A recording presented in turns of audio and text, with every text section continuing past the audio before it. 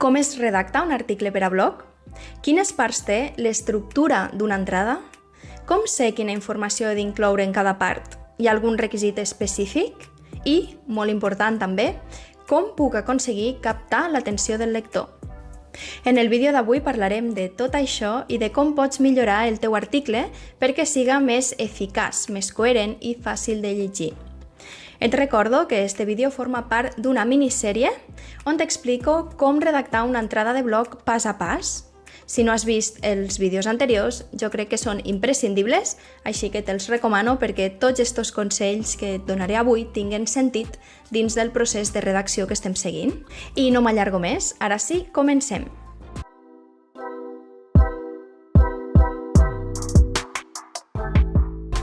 El vídeo d'avui té dues parts. Primer, veurem en quins apartats es divideix una entrada de blog i què cal incloure en cadascun.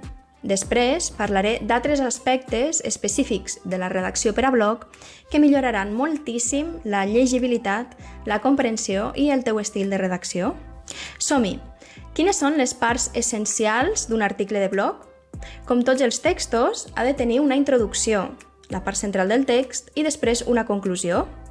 Ara veurem les seues particularitats, però abans deixa que et doni un truc que a mi m'és superútil. Comença a escriure pel mig. Sí, pel mig, ho has sentit bé. Ja t'encarregaràs de redactar la introducció més tard. Per què? Perquè així evitarem la temuda síndrome del full en blanc.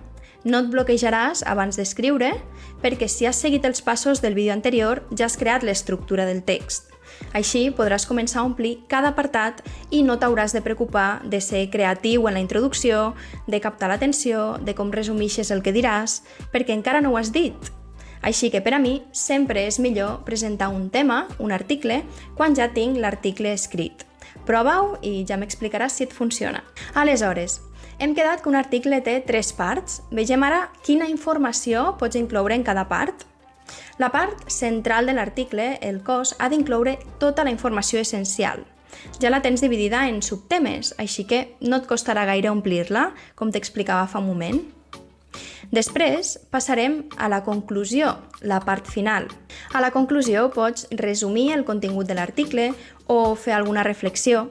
I després has d'incloure un element que no hi pot faltar, la crida a l'acció, també coneguda com a CTA, de Call to Action en anglès.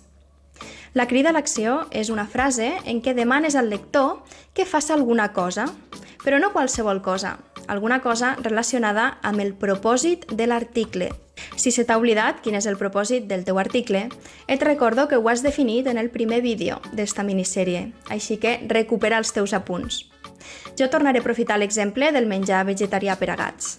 Si ets veterinari i el teu objectiu és que el lector contracte el teu servei d'assessorament en línia, en la crida a l'acció li pots dir, per exemple, si tens dubtes sobre quin és el millor menjar per al teu gat, posa't en contacte amb mi, bla bla bla, no? Esta seria una crida a l'acció. En canvi, si el teu objectiu és que compre una marca pròpia de menjar per a gats, llavors potser li recomanaràs el teu producte. Per tant, la crida a l'acció sempre canvia en funció de l'objectiu. Bé, ja tenim gairebé tot el text, només ens falta la introducció. A la introducció has d'incloure una primera frase ganxo que crida l'atenció, perquè la persona continua llegint. Quan ja tens la seva atenció, has de connectar amb aquesta persona que et llegeix. Per fer-ho, mostra empatia. Conta-li una història que descriga el problema que té, fes-li saber que l'entens, que saps quin és el seu problema i, sobretot, que saps com solucionar-lo. Esta connexió li confirmarà que està en el lloc adequat i, una vegada més, l'animarà a continuar llegint. Finalment, resumeix el contingut de l'article, què hi trobarà, no? I anímala a llegir-lo. Per cert, com et dic en cada vídeo d'esta sèrie, recorda't que tot això ho tens per escrit al blog, en una guia que vaig escriure en castellà perquè pugues consultar tots els passos en qualsevol moment. Et deixo l'enllaç a la descripció. Bé, tornem-hi. Estem parlant de com es redacta el cos d'un article de blog. Hem vist què cal incloure en cada part i ara veurem altres aspectes específics de la redacció per a blog que afecten la redacció de l'article complet i que milloraran moltíssim la llegibilitat, la comprensió i el teu estil de redacció també. Llavors, com s'ha de redactar una entrada de blog? Primer, escriu frases curtes. No et compliques la vida ni intentes demostrar que saps escriure bé.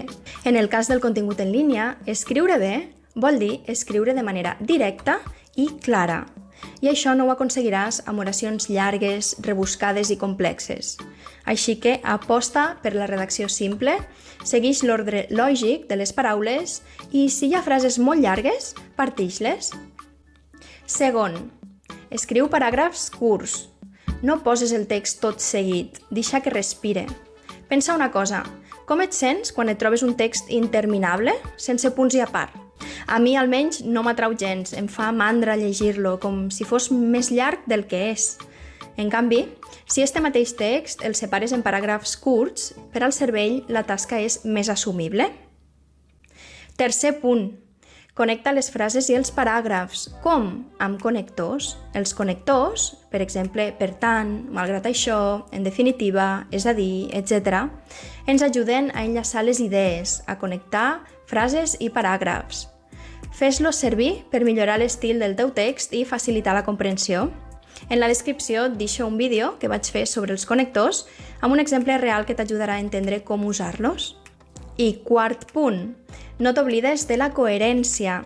Encara que escriguem el text per parts, has de ser capaç de separar-te'n, fer un pas enrere i veure'l com un tot.